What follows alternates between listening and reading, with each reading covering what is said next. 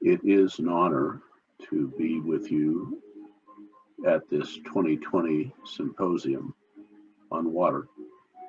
I'd like to thank Mayor Wilson, the County Council, in particular Lynn Berry, Robert Thompson, and Hannah Murphy. The latter three have had the critical and difficult task of putting this symposium together in these strange times we're living in. Now, first, I have a quick question. Microsoft, in its wisdom, has allowed Lynn and Robert and Hannah and me to look at people who are viewing it.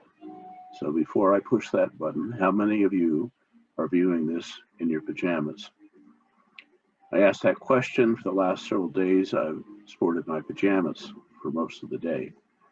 My wife, Debbie, a retired oncology nurse, has threatened me with legal action if I don't get dressed at least 4 days a week, and I'm bargaining for 2. Now, I was just joking about Microsoft, but you always have to be careful in these technologically challenging times. When I returned from teaching in California in March, the pandemic was just starting, and we were promised that it would just disappear. Well, we're now in mid-November. More than 200,000 people have died, and doctors and scientists are predicting an even larger number of deaths as we enter the winter months. To the deceased, their families and friends, I'm sure we express our sympathy and sorrow. And to the healthcare providers, nurses, doctors, scientists, and others who are helping, thank you, thank you. Now you may ask, why start with a focus on the pandemic? And my answer is because it's a perfect foreshadowing of a future crisis, which, unlike the pandemic, won't arise suddenly and possibly be solved, hopefully, by a vaccine. The future crisis I want to talk to you about today is the lack of water for a growing population. The remainder of my talk is going to show you pictures. Most are beautiful photographs of our incredible Wasatch Mountains, and some are disturbing if you look at them as a foreshadowing of the water problems we as a culture will face. The Utah population in 2020 is 2,763,885.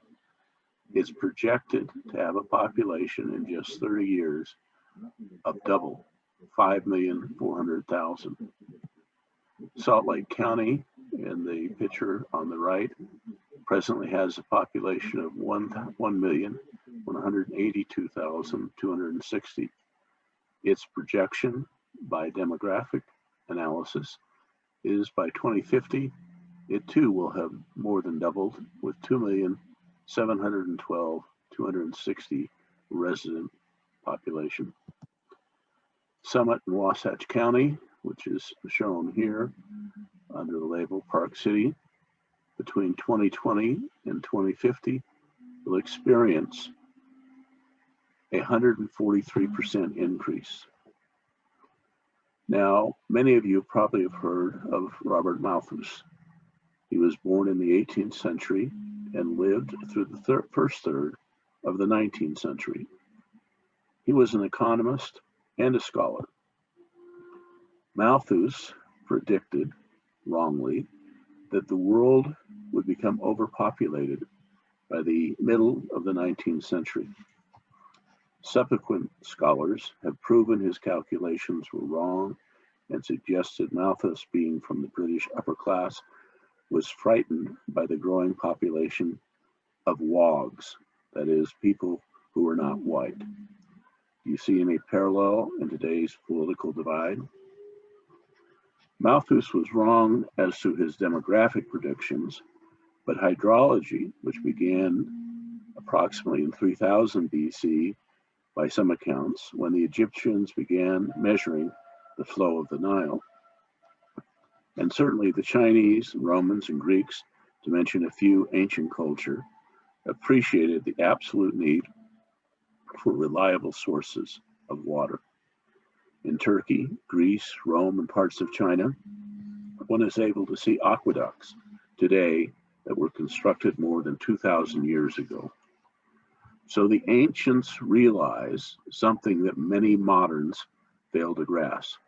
Water is a limited commodity. We cannot live without it. You can't create it wholesale, and it is highly dependent on weather, something we don't control, at least as of yet, but like genetic engineering, it might be ill-advised to even try. Now,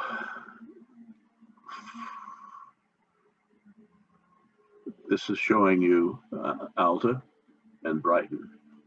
And please notice in the upper right-hand corner, the part of the ski resorts for Park City and Deer Valley. Notice in Big Cottonwood Canyon and Little Cottonwood Canyon, the general absence of buildings or construction. Now here is Devil's Castle in Albion Basin at Alta, Utah. And here is a critter that I find fascinating, a marmot. They have that high whistle. Now, what we are doing is providing a means of monitoring the process. It's called the dashboard, and it's being developed by the University of Utah, Professor Jim Erlinger and Professor Phoebe McNally, and the Central Wasatch Commission.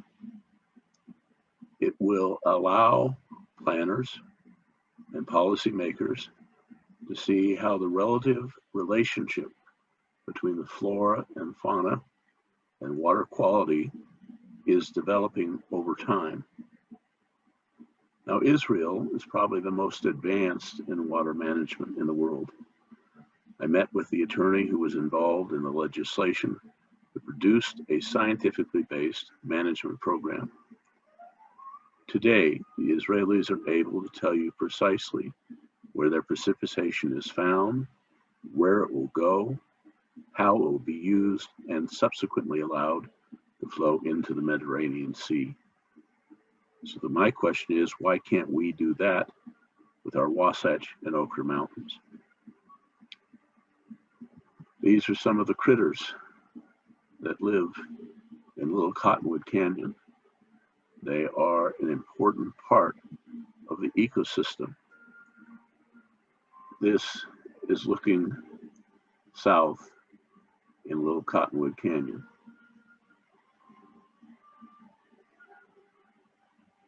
Now, the dashboard is a first step, but it is underfunded. How do you think our Utah legislature or members of Congress from Utah would choose between building a new road or investing in our watershed on a scientific basis?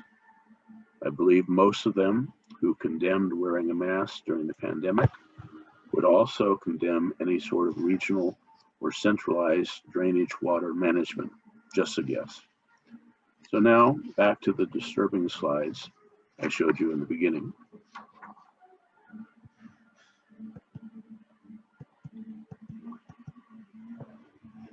This again is a picture of Alta and Brighton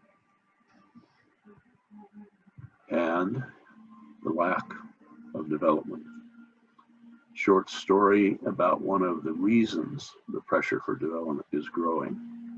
I graduated from high school in 1966, and my father asked me reluctantly what I wanted for graduation. Marv Melville, my ski coach, was selling 1 acre of land in Albion Basin with water for $500. Well, my father commented that was ridiculous because you can only use Albion Basin property 4 months of the year at best. Now, just to carry this a little further about the Shea family strategy, in 1959, my father picked me up at Camp Rogers and took me to Mass in Park City. After Mass was over, we met with the Chevrolet dealer who was a friend of his. She said, "Ed, yeah, I'd buy some of this property along Main Street because they're selling at tax sales for $75 to $100. My father, who had been a silver miner, said, "Park City is a ghost town, and it always will be a ghost town." So, by the way, if you're thinking of investing, be sure to call or text me and ask me what I'm investing in, and then do the opposite. You'll come out way ahead. So now, that $500 1960 lot with water is now worth $1.2 to $1.5 million. The Forest Service, as the manager of large parts of the Wasatch Front, do appraisals, and in Albion Basin, the highest value they will put on an acre of land is $40,000. I know this because Mayor Bill Levitt, his wife Mimi, and I started the Alta Defense Fund 40 years ago. Our sole purpose was to stop development of structures, homes, condos, or hotels in Albion Basin and the environs of Alta. After a small start, we obtained more than $50,000 in donations and decided to change the name to Friends of Alta. Almost every year since 1980, we've been directly or indirectly involved in litigation, mostly against schemes to, quote, develop, unquote, Alta. Put another way, so some short-term developer or investor could make a pretty return on their investment, regardless of its impact on our supply, water supply. Now, I'm going to show you again the problems that you can see in and around Park City, the Main Street and the highway or Interstate 80, and then US Highway 40. As anyone knows who has driven through this area, the house developments are booming. It's not going to be very long before there will be a single city from the junction of I-80 and US 40 to Heber City. The demand is there. People are willing to pay money, but are they going to be able to get potable water? I think not. Now, Utah is the second highest per capita user of water in the United States, led only by Idaho. Why? Particularly because we subsidize the price of water, a holdover from the 19th century and the legal doctrine of prior appropriation. A complex topic for another day, but maintained by a group I call the, quote, water buffalo, end quote. That is, people and organizations they represent who have water rights from the late 19th century that guarantees them a certain volume measured in acre feet, regardless of the weather, precipitation, or the people downstream. So instead of being a prophet of doom and disaster, what can we do? First and foremost, educate, educate, educate, regardless of age, ethnicity, religion, race, political affiliation, color of hair, whatever separating category you can think of. Everyone needs to be educated about water. You are the experts in our water system. You are the managers. You know the pressures financially and otherwise you experience almost on a daily basis.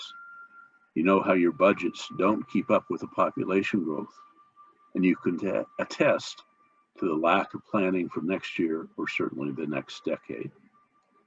Education comes from the Latin term educere, which translates to mean lead yourself. Now, in educating, my favorite age is a group of kids from ages 4 to 12.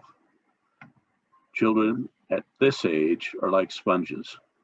They simply soak up the knowledge if it is offered to them. I taught for 2 years a 6-week course on water at Rose Park Elementary School. At the same time, I was teaching an undergraduate program at the University of Utah and a graduate seminar.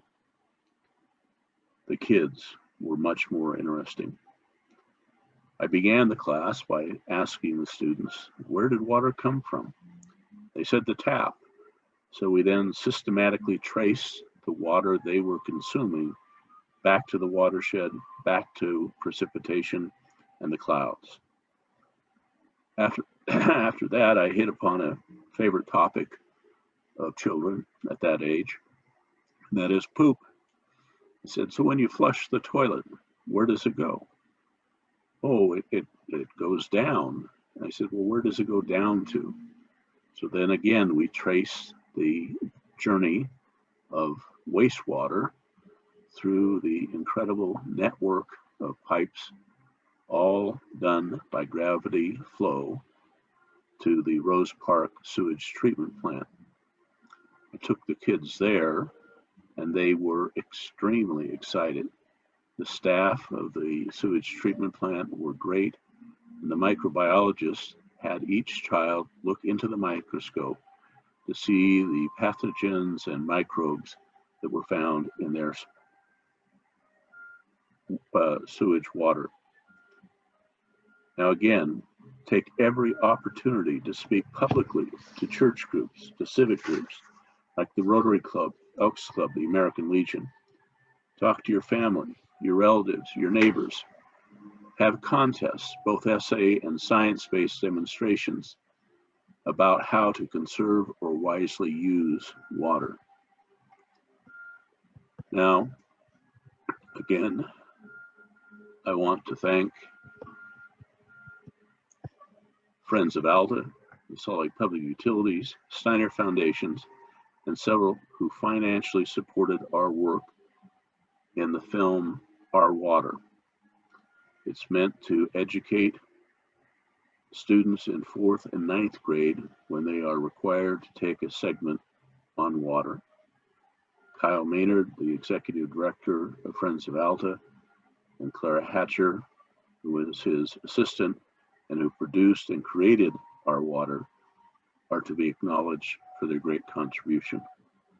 Please, this video is about 28 minutes long. It is free, and it does teach people where the water comes from, how it is used, and where it goes once it has been used. Now finally, I want to give you some helpful hints, and I've categorized them as the 3 Shea Principles. Number 1, if you succeed in your endeavor to educate Utah's public about the finite nature of water and the need to protect it, you get full credit. If in your journey of education there is a mistake or a problem, it is my fault. Many decision makers in Utah are quick to use this first Shea Principle. Number 2, if you have a project you want to succeed, or on the opposite side you want to oppose, let me know. If you are for the project, I will come out against it, and the project will succeed.